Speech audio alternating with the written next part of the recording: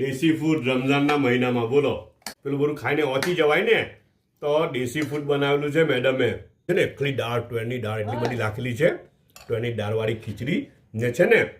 હું મારા મેડમને કાઢીને ખવડાવું છું જોયું આ જો લે જો પછી આ બટાકા બી લાખી આપું એવું નહીં કે રેકોર્ડિંગ થઈ રહેલું છે એટલા સારું લાખું કાઢી આપું એમ બી કાઢી આપું નહીં મારે તો પૂછી જોજો અહીંયા બાજુમાં જ બેઠેલા છે મારી ને હવે આ કઢી તો મેડમના પાસે છે લઈ લે તો બી ચાલે જ ને હે ને છે ને અચ્છા બીજું શું બનાવી રહેલા છે ખબર અહીંયા આ બાજુ ચિકન ડોનટ હતું ને અચ્છા તેમાંથી હે ચિકન નગેટ્સ તેમાંથી બર્ગર બની રહેલું છે કોણ સારું યુસુફ હારું અચ્છા ઇફતારીમાં નગેટ ખાધેલા ને બધાએ અચ્છા તે નગેટમાંથી હવે મેં તમને કીધું ને કે ફૂડ ફ્યુઝન છે એમાં તો આ ફૂડ ફ્યુઝન હવે હમણાં બધા બર્ગર બનાવે તે નગેટમાંથી બટાકા ફ્રાય મજા આવી જાય એવી છે હે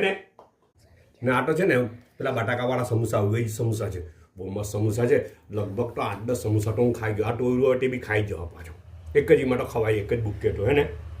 હા તો ગ્રીન ચટણી બી છે